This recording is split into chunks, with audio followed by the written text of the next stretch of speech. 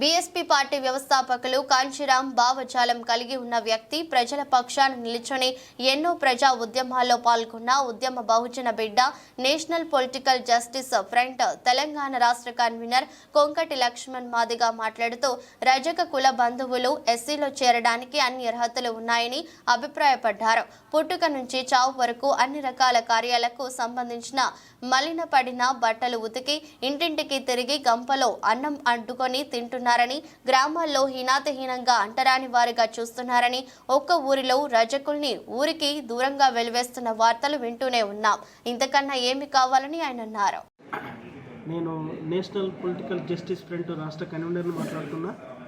ఏదైతే రజక ఉద్యమ డిమాండ్ ఉందో అది సమస్తమైనటువంటి న్యాయపరమైనటువంటి డిమాండ్. 18 రాష్ట్రాలలో అది అన్యాయమైనటువంటి కోరిక, న్యాయమైన డిమాండ్ అని చెప్పి అన్ని ఉద్యమాలు చేస్తున్నారు. కాబట్టి ఆ ఉద్యమాన్ని, ఆ న్యాయమైన డిమాండ్ని మేము స్వాగతిస్తున్నాం.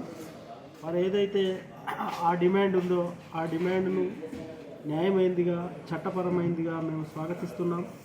వాళ్ళ కోరిక, వాళ్ళ డిమాండ్ ఏదైతే ఉందో వాళ్ళని ఎస్సీ జాబితాలో చేర్చాలనేది ఏదైతే డిమాండ్ ఉందో ఆ డిమాండ్కు మా పార్టీ పక్షాన, మా ఉద్యమ పక్షాన మేము సంపూర్ణమైనటువంటి మద్దతిస్తున్నాం. ఏదైతే కాంశీరామ్ గారు చెప్పారో, జిన్కో జితనా సంఖ్య బారి ఉస్కో ఉతనే భాగీదారని, ఎవరి వాటా ఎంతో రాజ్యాంగ ఫలాలు వారికి అందాలని చెప్పాడు. కాబట్టి వాళ్ళ ఫలాలు వాళ్ళకు నిస్సహాయంగా అందాల్సిందే. వాళ్ళ హక్కు అది, వాళ్ళ ప్రాథమిక హక్కులలో అది కూడా ఒక హక్కు అని నేను భావిస్తున్నా. కాబట్టి రజకులు ఏదైతే దేశవ్యాప్త ఉద్యమాలు చేస్తారో దానికి సంపూర్ణమైనటువంటి మద్దతునిస్తున్నాం. ఖచ్చితంగా వాళ్ళు ఎక్కడ ఏ మీటింగ్ పెట్టినా ఆ ఉద్యమంలో, ఆ మీటింగ్లో వచ్చి మాట్లాడడానికి సిద్ధంగా ఉన్నామని తెలియజేస్తున్నాం.